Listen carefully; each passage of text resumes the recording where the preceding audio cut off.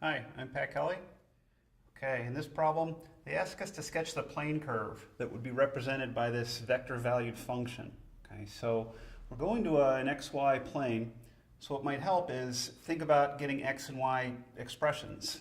I mean, with this function that they give us, x would be that first component, and y would be that second component.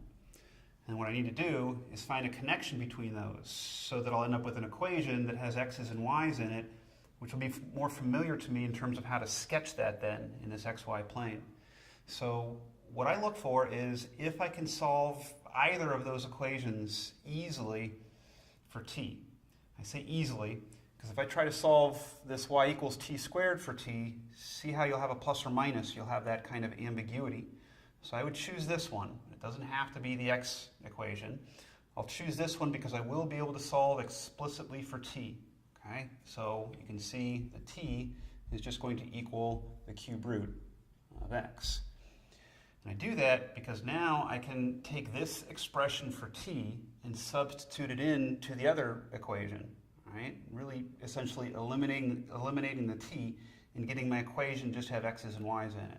So I'll take this t equals cube root of x and plug it in here, and I'll get y equals the cube root of x squared, right? Or y equals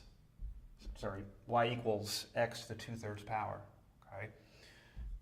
And I'll just rewrite that so you can see we're kind of back to familiar territory in terms of an equation that just has x's and y's in it, and then you have to come to your xy plane and graph it.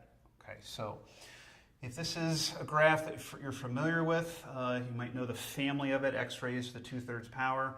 It's actually, you might call it like a seagull graph, right? It kind of goes like this, goes like that. Hopefully it's a family of function that you're familiar with. If not, you could grab a graphing calculator or even throw an xy table together. This is our graph of y equals x to the 2/3 power. And so I would be done, but with these vector-valued functions, the plane curves actually have an orientation, kind of like a direction that they're heading. Kind of like when I go to draw it with my pencil, did I go from left to right or did I go from right to left? I don't mean that literally in terms of what I did, in terms of how I drew it. I mean in terms of how this function is defined. Part of our task in this problem is also to indicate the orientation or the direction of this curve. So here's how I would think through that and how to get an answer for that. When it comes to the direction of these, pick values of t and see what happens. Okay, so I'll pick like a t equals, and if I'm kind of arbitrarily picking some t's, pick a couple negatives, pick a couple positives. It's always nice to pick 0. Okay, so if I pick t equaling -1, r of -1 equals, you can see is just -1 comma +1. The significance of that in our plane curve is that corresponds to this point, -1, +1, right? Okay, I'm going to keep going and watch the order here. I mean watch the order as I pick values of t. I'm intentionally increasing. Start at a -1, go up to a 0, or whatever other number you want, but I'm going up. And then I'm finding r of that value. You can see is 0, 0.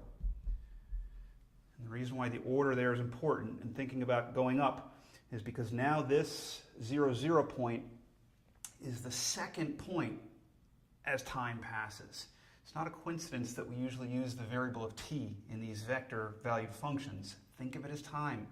So as time's passing, I first started there, then I got there, so my direction is going that way. I would probably do at least one more to make sure I didn't make a mistake, and also to make sure the pattern holds. So I'll go up one more, the t equals 1, r of 1 equals 1 comma 1, which means back to my graph. This would be like the third point in order. So I'm going from first to second to third. So again, I have that same direction.